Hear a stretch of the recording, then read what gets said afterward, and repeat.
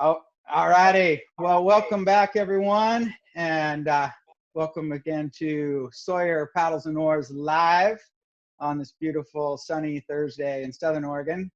And today we are going to dive into actually oar packages and oar setups in various different boats. And it's a fairly personalized topic because everybody has their own preference. And so I've actually asked Aaron Stone to join us, and I will let him give you a little background in just a minute.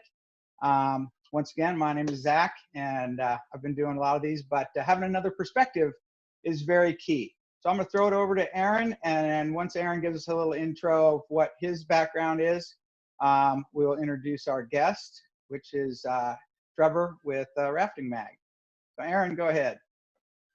Yeah, well, hello everybody. My name's Aaron. I've been with Sawyer now since 2012. Prior to that, I'm a professional whitewater guide since 1982. So I've had a few years doing what we're going to be talking about today. Additionally, I think some of you may have even seen me at Sotar, to name another place. So hopefully you've seen me out on the river, and hopefully we can answer some questions today.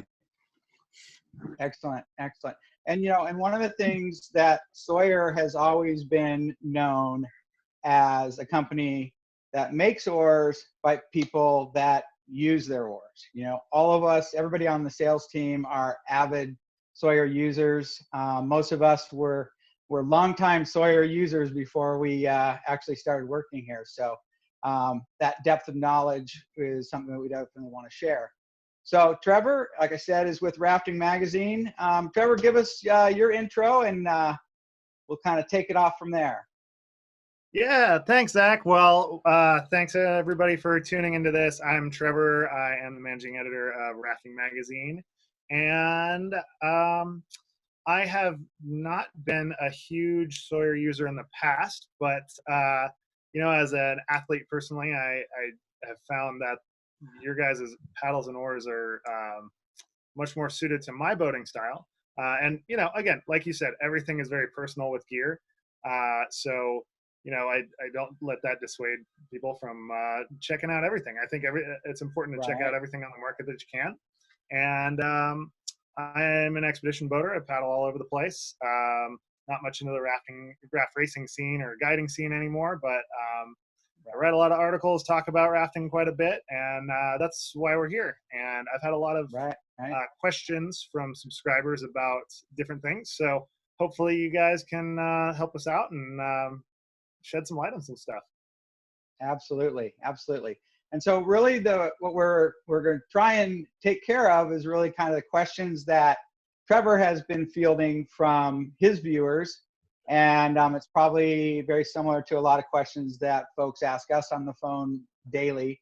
And because this is live, we do have folks that are monitoring our comment page there. And so if you do have a question of any topic that we're talking about, please fire off a comment in there. Derek is monitoring that, and he can respond back to you, and then he'll get a message to us to address it live as well. So please make sure you put your questions and comments and concerns in there, and we'll make sure we address them. Generally what we're going to discuss is oar rigs in various different applications. Everything from kind of helping out the beginner to get their oars set up and get a complete setup going. Ways that gear can benefit you, some pros and cons of some of the things you want to look for, and performance features.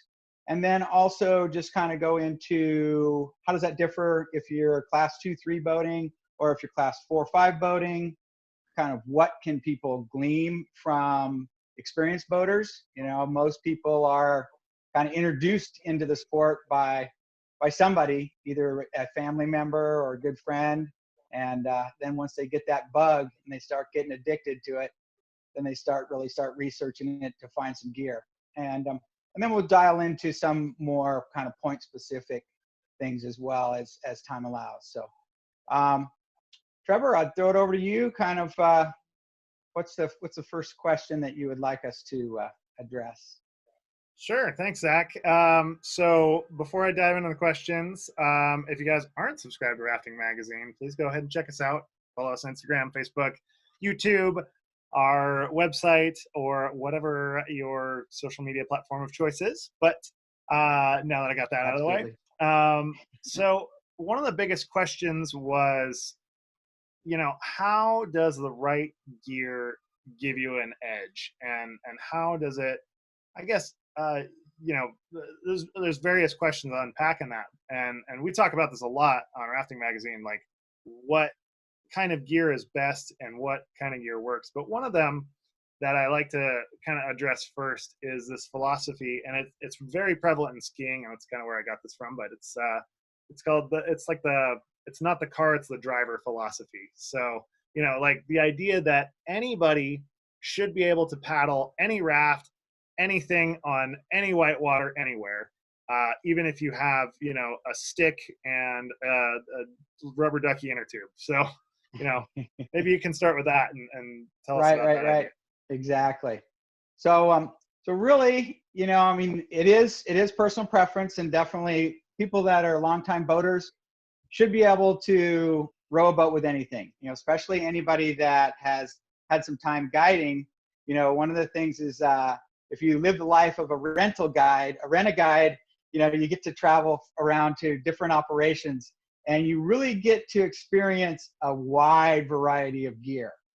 But then maybe you settle down to some area, and now you have to buy your own gear. And, that's when it kind of comes into play of like, what are the things that you're really looking for? And so, every raft package is a little bit different, but what is the thing that you have in your hands the whole day are the oars, right? And so it really is one of those things that doesn't matter how nice the car is, you want to put really nice tires on it if you want performance.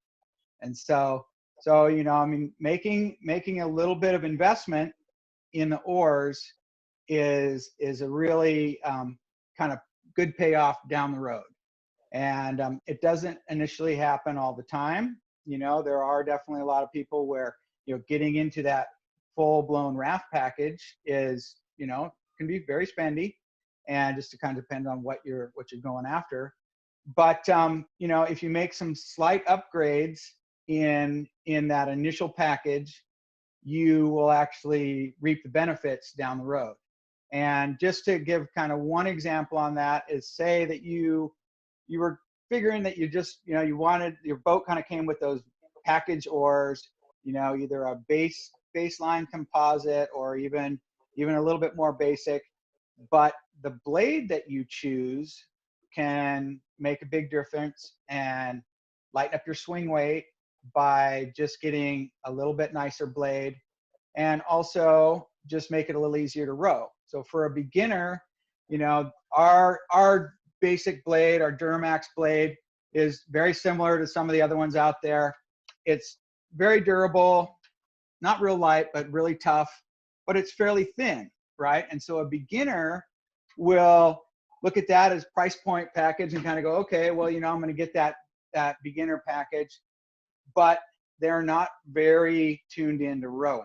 Rowing is still a bit of a challenge to them. So with that thin blade, it definitely will tend to slice a bit, and basically leading them to thinking maybe they need oar rights, or maybe they need, some custom indexed grips. So one of the things you can do is basically, if you get a little step up in your blade and go to a lamphor blade that has a little bit of a crown on it and it's not real sharp, it will float higher in the water. It's lighter weight, and in turn, it makes it a little easier for that person to start learning how to row. Okay, so that's one of the things that we try and help people with. And I'll throw it over to Aaron, and he can add another part to that. Well, yeah, when we're talking to somebody who really doesn't know what they want, really, for me, it's asking a series of questions and trying to figure out, where they're at, what kind of rivers you're going to be doing, what kind of boat. Because it all makes a huge difference. So, and then sometimes, other factors that we understand about is it's money. So, I mean, you may want really light swing weight, you may want high performance, but you're not going to do that, for maybe $400 or $500. So, it's just a matter of trying to work through, trying to ask very specific questions. Do you want swing weight? Do you want flex? But a lot of times, people don't even have any idea about that. All they know is that they just bought a boat, a raft, and they need oars. So it's sometimes, it's kind of fun to walk people through the process of, making a decision. So, and within budget too. So Aaron, I have a bit of a follow-up for you. Sure. And I did want to add just one part in there, is that a lot of times we're talking with folks that they have gotten their first package and they've gotten it used, right? And so it came with oars, and that's what they basically started rowing with. And now they come to that point where they're ready for an upgrade. And so they're not just completely green out of the gate, right? They've been rowing something for a little while. And so that's where that little bit of investigation comes in, and try to find out, what they have had, what have they been rowing, what have they liked and what have they disliked about it. And then that kind of helps us direct people into something that's going to be a little more performance oriented. Or even some of these people, like Zach had mentioned earlier, they do get on a trip and, they've been using the oars that came with the package, and then all of a sudden they get into their friend's boat and go, wow, what are these? And so, a lot of that happens too. So. And so you had a follow up to that. Go ahead. Yeah. My follow up for that would be, when we were all new at one point, we were all inexperienced, and just looking at your guys' site, I mean, I don't really row that much. I mean, I think I rowed once like 4 years ago. And then it was 6 years before that since I rowed. So personally, I actually don't know that much about oars. I've been paddle boating my whole life. So, when I look at your guys' site, I'm like, oh my God, there's so many oars and combinations. And I don't even know like which end goes in the water half the time. That's not true. But for someone who doesn't row a lot, what's the best advice you guys have for, trying to understand what, like, if I'm going to buy some oars, what I should buy? Right. So that's where that little bit of investigation comes in. And so you do need to kind of, step them back from the ledge a little bit to find out just what their real intention is. Right. And that's where that comes out. Have they rowed somebody else's stuff? And if they've come to us, then they've already done a little bit of research, more than likely. And you look at our line, and there are definitely price points in there, but our very basic entry package is still a full composite shaft, and you can put counterbalancing in it. And so you kind of get an idea of just, first of all, what are they generally looking for? Also, there are performance issues if they go with a composite oar or a all wood oar. And so basically you need to kind of find out what's their primary usage, right? And they have to buy for that. So if they have very minimal storage, if they have really minimal storage facilities, maybe they're going to need to have a composite oar they can take the blades off, and so a couple of questions on that, you find out kind of what their limitations are. And very rarely does someone just call you and say, I don't care what the price is, I just want the best stuff, right? There's always a bit of a budget there, and they're trying to figure that out.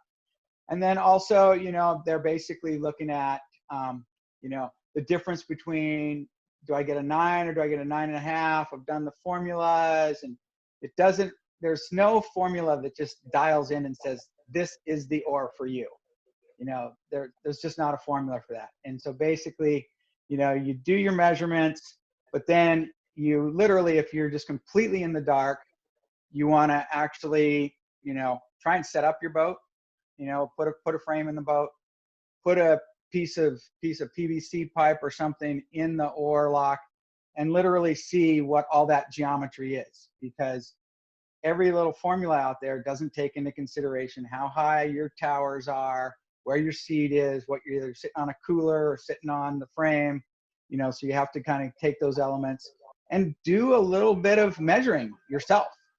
And so really trying to nail people down to the size they need, the price point they need, and then what benefits can you add to that.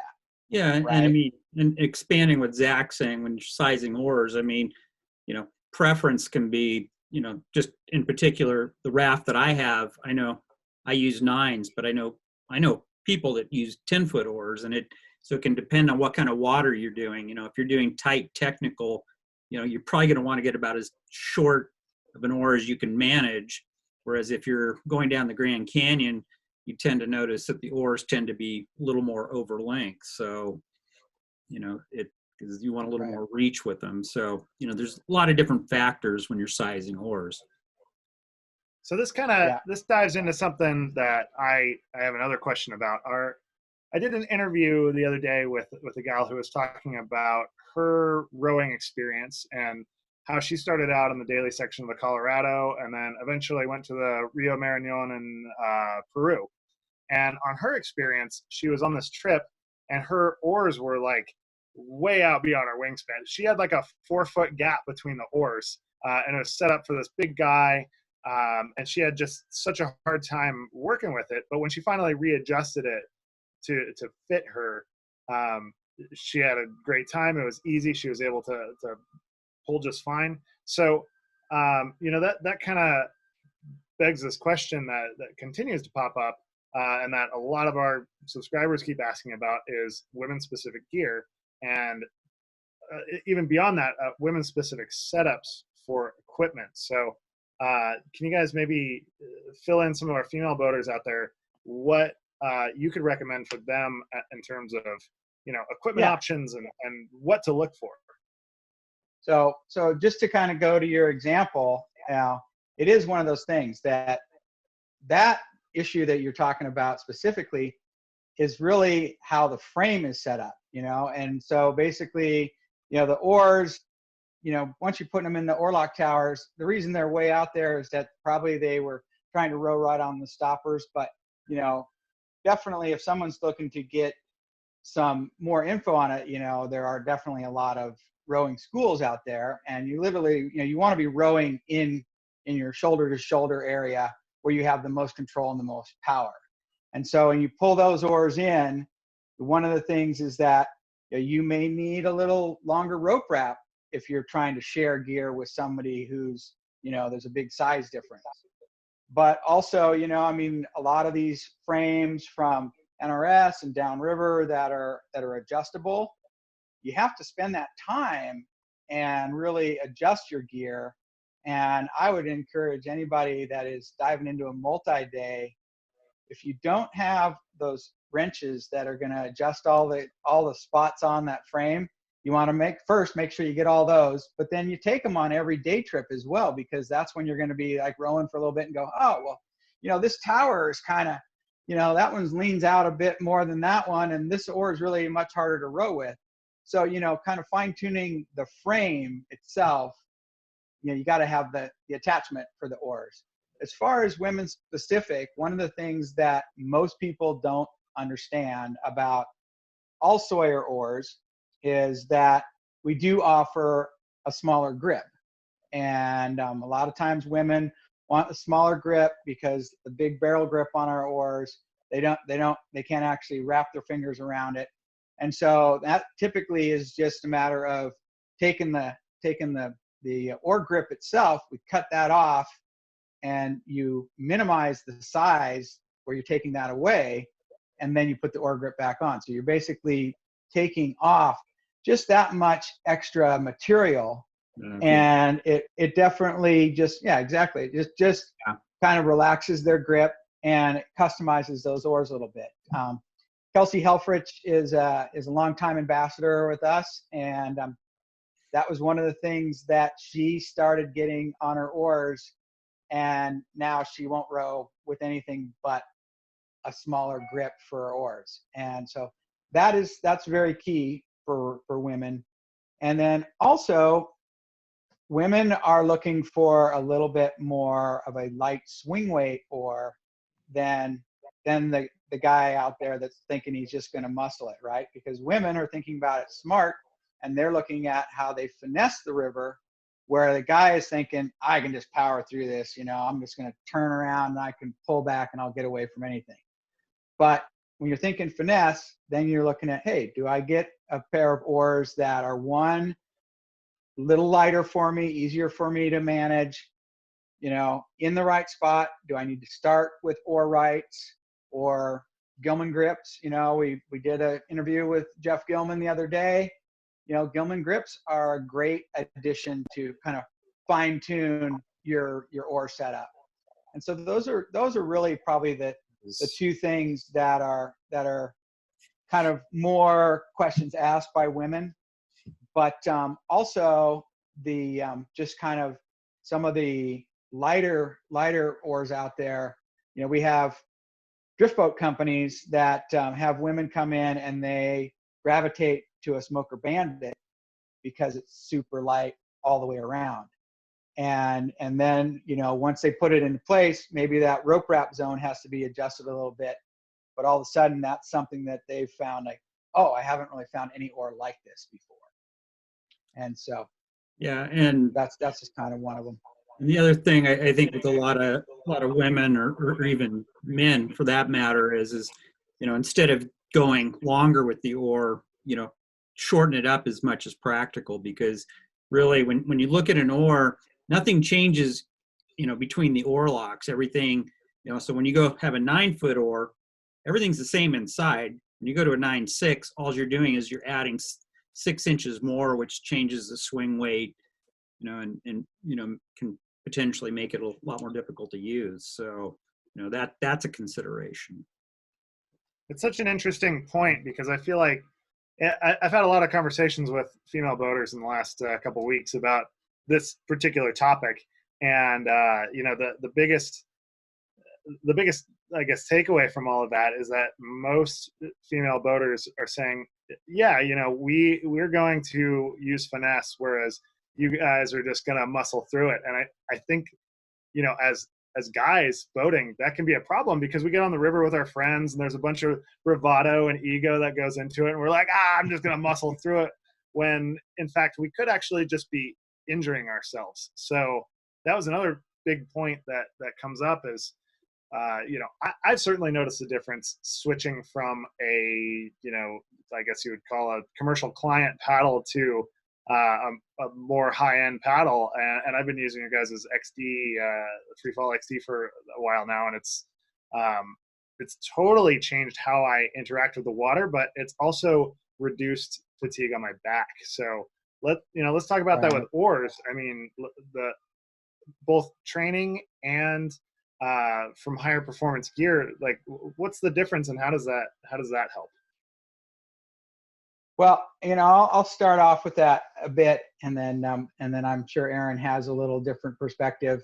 But performance really kind of came out when we first started with the bringing on the square tops, and that was an item that really addressed the swing weight. And we've talked about swing weight multiple times. We're just dancing around swing weight, but swing weight is one of those things that makes a huge difference.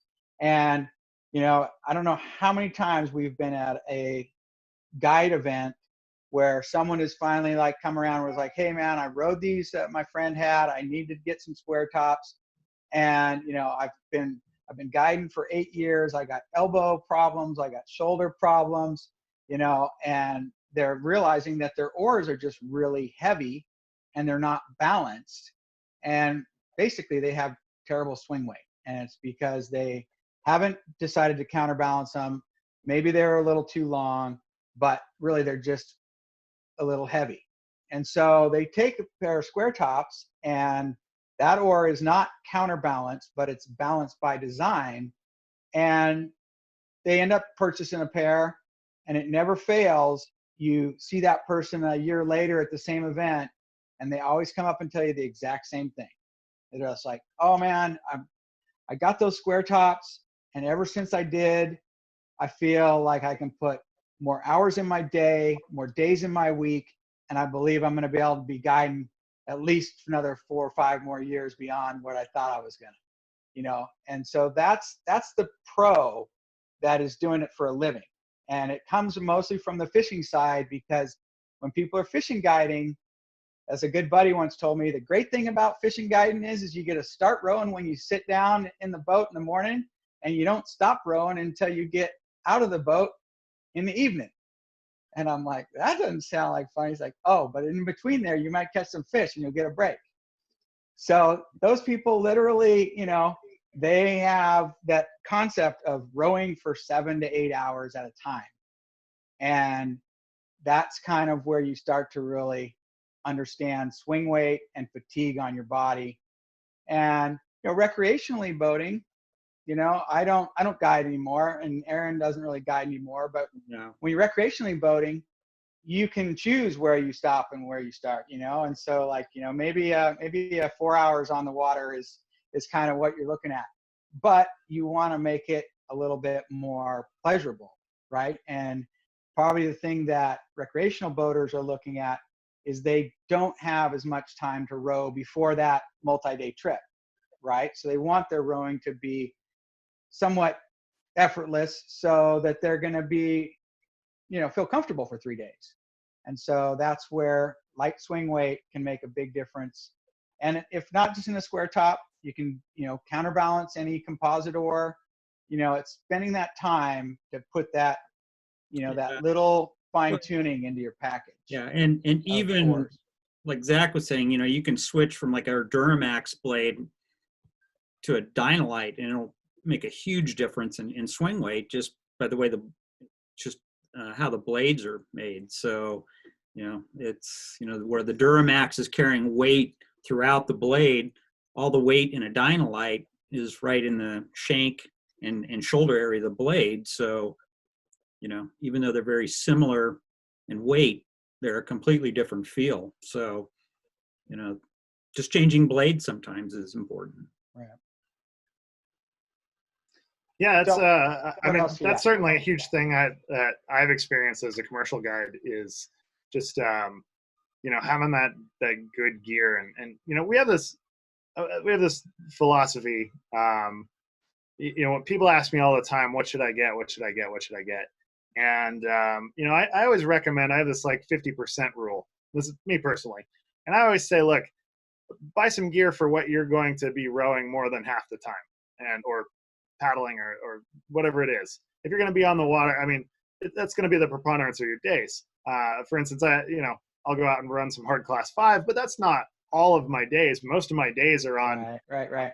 Fun class 4 training and doing things like that. So, kind of begs the question, going back to the new boaters, is what can us old salty river dogs do to help out new boaters who are looking for gear, and how do we help to convey that message to newer boaters?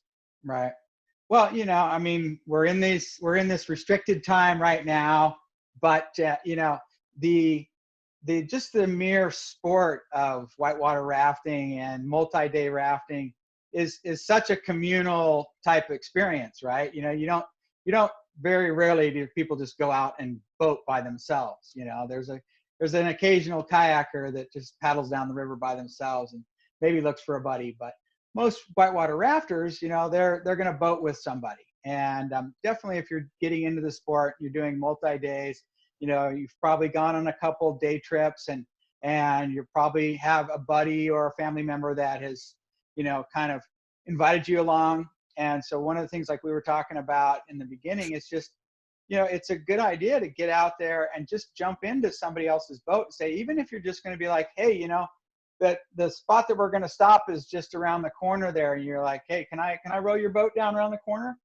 just because, getting in somebody else's boat, how they have it set up and rowing it is very much the way that they're going to find out whether you want something different or you like the way you have your boat rigged, and you start to formulate that opinion, right? And on a multi-day trip, there's probably, say, 6 boats. They're all going to be rigged a little bit different. And so, like, if you can jump in just a couple different boats and row them for a little while, doesn't have to be long, maybe 1 or 2 rapids, but basically just kind of get that sense of how somebody else's boat is rigged, and kind of look around at, oh, they did that with their oar leash, they got their spare oar that's just, it's totally tucked away, I can't even get to it, and so, certain little things are just kind of checking out how people have their boats rigged, and by using other people's gear, that's where the salty dog can kind of let people kind of learn from what they've struggled through over the years, to be like, yeah, if I was to do it again, I'd get this, and that, and people always ask us, well, what do you row? And it's like, I got a quiver of so many oars we don't know what to do with, so I take different oars every time. Anytime I invite people along on a trip, I bring multiple pairs. I don't bring singles, I bring multiple pairs.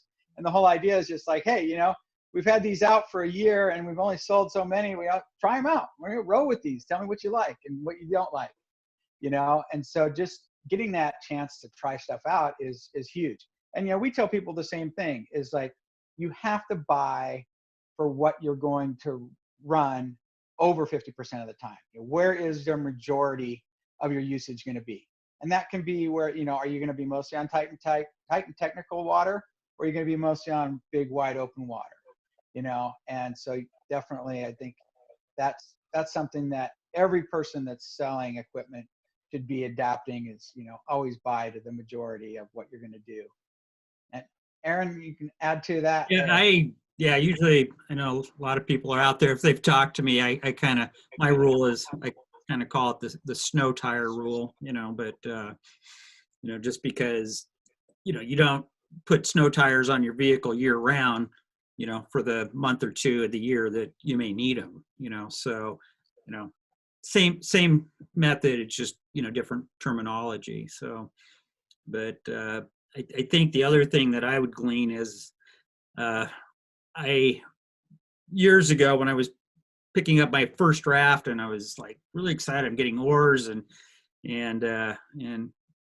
he's out there, he knows who he is, but he just said, they recommended the oars that I actually have now, but he said they're going to be more money, but they're down the road for what you're doing, they're going to be worth it. And I kind of cheaped out and through a lot of broken equipment, I ended up probably spending about twice as much as I should have just to get to the oars that I now have and have been using now for like, I think 11 or 12 years. So, sometimes, it's a little more money spent is going to make you happier in the long run. So, right. But we also know that people got to work within their budgets too, but,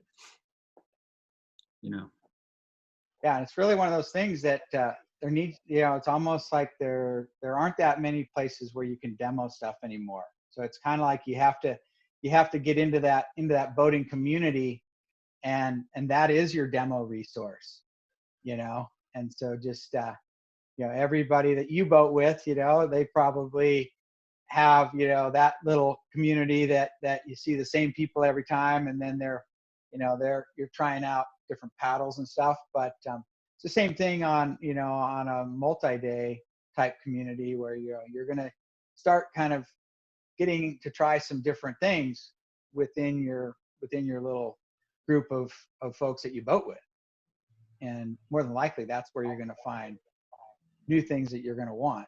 Yeah, or clubs are a huge resource too if you can find them, active clubs that go out. So the other thing that I, just because I'm involved with one, is river festivals are also a great resource too. A lot of times, guys like you guys are coming out, and obviously I got to give a plug for Featherfest because I'm involved with that. But you guys had some paddles at Featherfest last year, and people got to try them out, and people were just raving. They're like, "Oh my God, I felt so much better with this." So I think my policy is, as a longtime boater, is that I like to share my toys as much as possible. So if I got something new, I mean, just like you, Zach, I always have stuff lying around. So Right. and Oh yeah. and it's always good to bring it out and just let somebody else play with it. But guys, I know we have just a very limited amount of time left in our chat, but I'm looking forward to working with you guys on some future articles. Aaron, I know Absolutely. you've been working with me on a new Oar article that we're going to be putting out. So I Yep. just want to give that a little plug real quick, and hopefully we'll have sure. that out. And once I have this up on YouTube, I'll put a link in the description of that, and then hopefully we'll share it out. So that'll be great once we have that. Absolutely. Absolutely. And it's just good if you could make sure you take a look if there's any comments or questions that we haven't addressed. And would like to also just let people know that they can go over to our YouTube channel, and I think Shishka will put that up on the screen.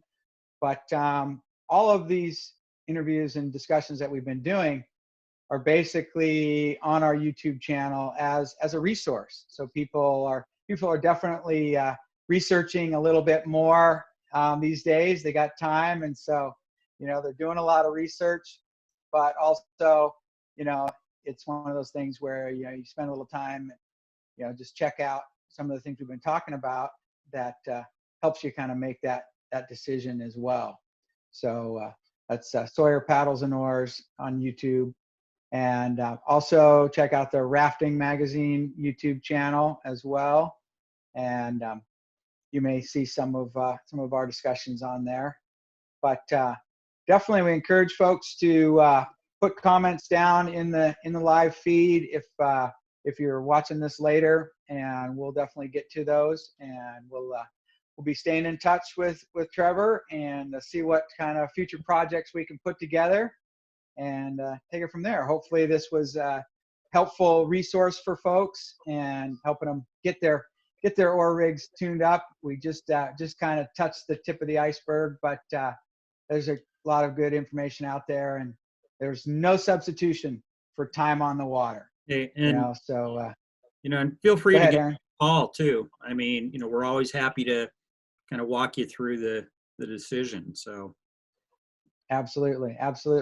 Real quick, I'll throw out our call lines there. The 541-535-3606. Hit extension 2, it's going to ring to Aaron wherever he's at. Hit extension 3, it's going to ring to Derek wherever he's at. And extension 1 will ring to Bo, typically in Gold Hill. So definitely keep those phone lines in mind. You can always reach out to one of our sales team right now. Everybody's available. We're basically, nobody's on the road right now, and looks like those things may be changing, but that's all uncertain as well.